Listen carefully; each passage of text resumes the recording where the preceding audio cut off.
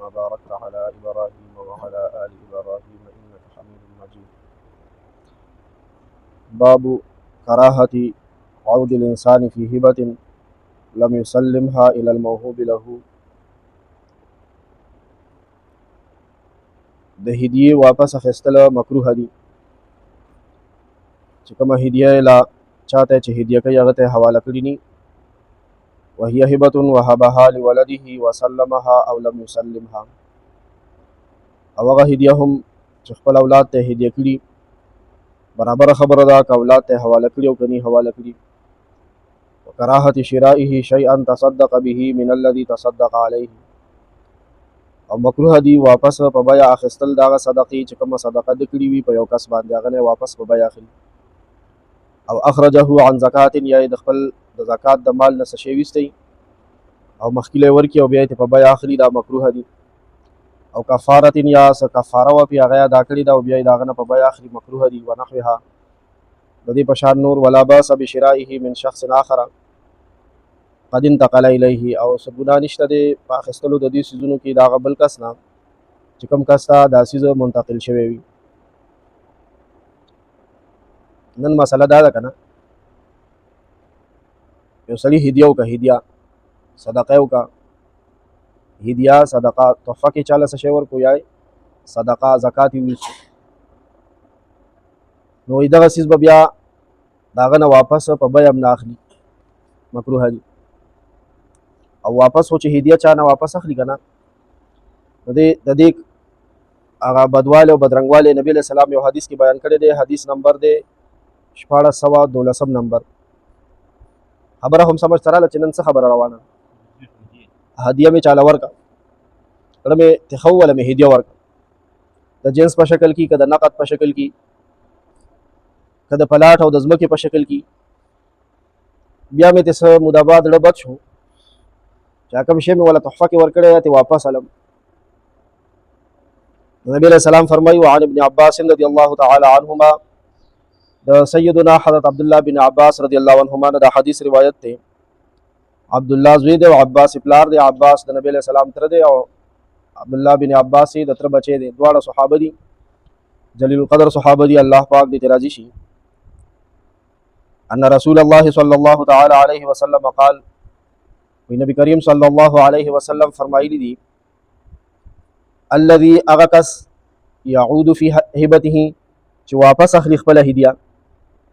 یو وخت کې چې چاته هدیه کولو هبه کولو یو شی موهوب له هغه نه اړخو نو بیخي به بدوي ورته یو سیز هدیه کو، او اوس ته سموداباد بیا زړه بد شوی دی نو هغه خپل سیستي واپس علي. نبی علیہ السلام فرمایي کل قلبي، دا انسان پشان د سپی دی. په دې کار باندې د انسانیت نو ګرځي دو سی ورته ویل پاک پیغمبر صلی الله علیه وسلم، سپی ورته ویل. په زناورو کې دا سپی چې دی دا خو یو خسیس دی کنه، خسیس دی، پلیت زناور دی. دویم دا چې د کې هرس بد هرس زیات دی، ته سره خپل چرتاډو کې مونډلې هغه خلک کی کنه، او دې چرته سورې په دغه کې ویني وبو کې نو دی وایي ګنې دا بل سپی دی، هغه هم ته د اخیستو کوشش کوي نو هغه خپل هم ورپسې بیلي. سپی ورته ویلو د انسان ته نبی علیہ السلام ګوره چې کوم کس چاله سور کې او بیا ته واپس علي. مونږ چې واړو نو ماشومتوب کې سکول کې سبق کې چا به یو کس لاس قلم ورکو، صحیح به ورکا، خورای به ورکا. زموږ وخت کې داسې زونه تختې باندې خورای وا، پنسلو کچکولو لپاره، بیا په قلم باندې د سیا پای لیکلو. نو موږ وړو بچ کله یو سیز یو قلم بل ورکو اړه هم ته خو چې د چوټیا وخت براتلو اړه هم ته بچ شوی هو پتراټونو بناستو تورې جامې به وي. نو بیا هم ته هغه قلم واپس غوښتو نو مخکې به بیا راته سویل او وي د پلار ګیره پښتانه د پلار ګیره واپس کوي. دا به هغه کرکه د دې عمل نه پړه کې اچولو دپاره دا ټکې کېدو. خو تراشه پاک پیغمبر صلی الله علیه وسلم د دې په حق لسوي، دا خو د وړو خبرې وي.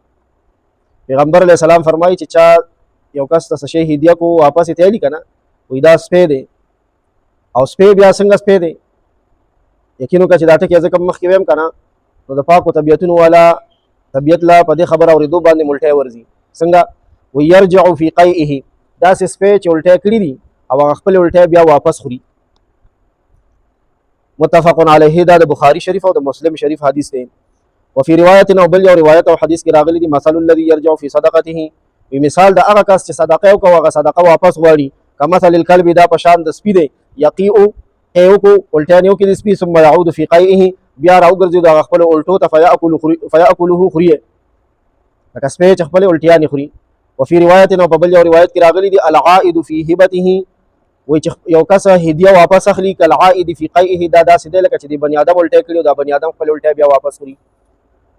زما په خیال داسې انسان به په انسانانو کې کار څومره ډیرانه که نه هر څومره خیرن خچني او هر څومره ناپاکه خوراک کوي خو داسې انسان به راته ونه ښایي چې هغه خپل الټی وکړي واپس ورته کښېني بیا یې خوري داسې بني.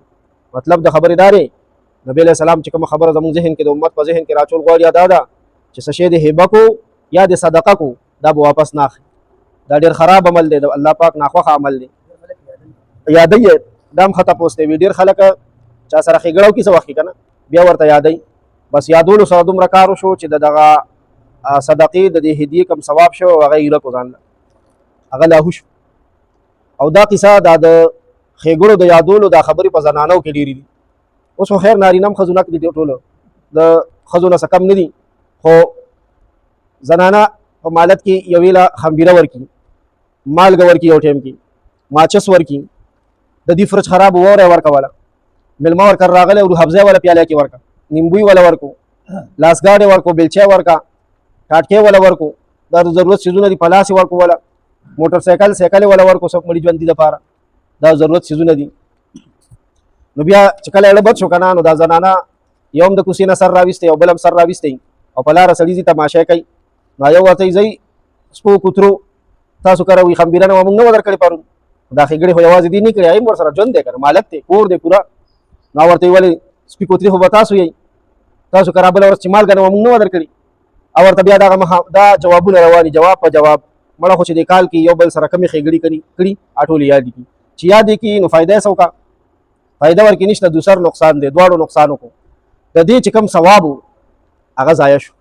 د مالګې د ثواب نه خبرې په دې مالګه چې د څومره څیزونو خوند برابر شو که نه د خو مالګه ورکړې وه خو چې د څومره څیزونو ذایقه پې برابره شوه دا داسې شوه لکه چې دغه څیزونه د صدقه کړي د غوښې ذایقه یې پې جوړه کړه او د وله مالګه صرف ورکړې وه د مالګه ورکوونکي په عملنامه کې د دغه عمره غوښې د صدقه کولو ثواب شو. دغه شان اوبه چې یو بل له ورکړي اوبه خو ژوند دی گویا دی ژوندی کو ماچس یو بل له ورکړي په دې ماچس باندې څومره پخلی وشو دغه عمره پخلي د صدقه کولو ثواب د دې ماچس والا په عملنامه کې ولیکلی شو. چې دا یات اثباتي وشي قرآن شریف وایي یات اثباتو سره وي عمل بربادي.